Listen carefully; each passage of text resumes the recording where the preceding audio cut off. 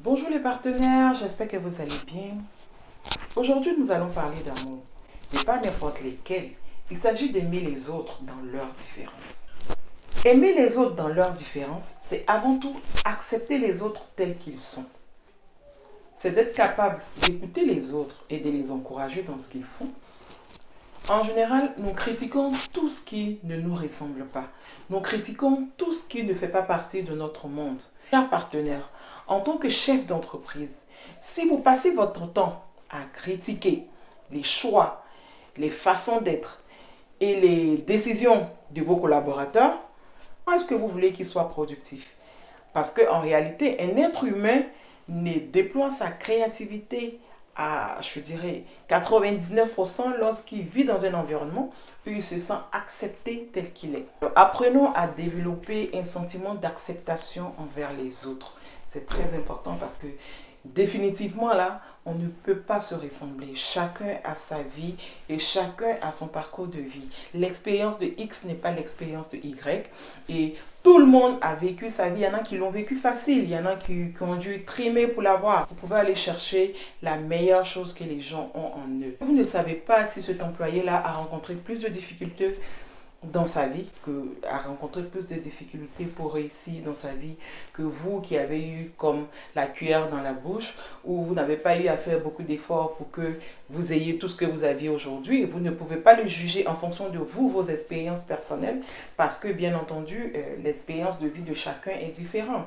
La vie existentielle de tout un chacun varie selon son environnement, son vécu, sa culture, et en fonction de ses choix personnels qu'il fera bien sûr. Donc, je vous en prie, si vous n'êtes pas capable de donner de l'amour à l'autre, ne l'empêchez pas d'être lui-même. Et bien sûr, en tant que chef d'entreprise, vous allez forcément être appelé à porter des commentaires sur son travail, à lui dire certaines choses. Parce qu'il ne s'agit pas ici de critiquer ses choix. Oui, pourquoi tu ne te coupes pas les cheveux au lieu de les avoir plutôt longs?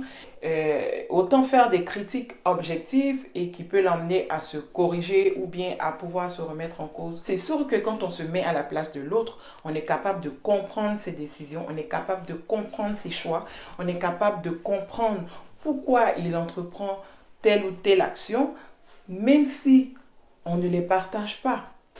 Nos décisions souvent sont impactées par notre façon de vivre, par notre environnement et par notre vécu personnel.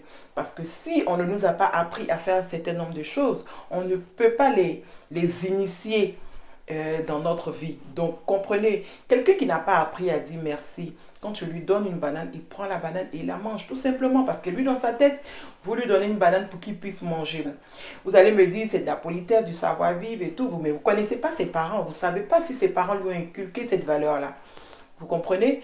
Donc, chacun a reçu quelque chose de son éducation. Ceci dit, vous devez développer des relations harmonieuses avec vos collaborateurs et vos collègues de travail, bien entendu. Bien sûr, en faisant preuve de compréhension et de tolérance pour la bonne marche de votre entreprise.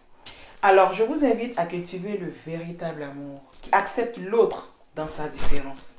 C'est-à-dire, sans le juger, sans rien attendre en retour et surtout, respecter ses choix et ses décisions qui peuvent bien sûr être différents des nôtres. Pour conclure avec vous, chers partenaires, si nous n'aimons pas les autres, ce qui est bien sûr une possibilité, parce que dans la vie, il peut arriver que nous n'aimons pas la tête d'un tel ou d'un tel, et ça c'est un fait, puis c'est un choix. On devrait être capable de reconnaître que oui, j'aime pas sa tête. Ne veut pas être un problème pour lui en tout temps, en critiquant, en ayant la mauvaise langue à son encontre, en étant tout le temps en train de lui mettre les bâtons dans les roues. Alors, vous devez plutôt apprendre à respecter les autres, même quand vous n'êtes pas d'accord avec les autres. C'est ça, accepter l'autre dans ses différences. Sur ce, je vous dis à très vite.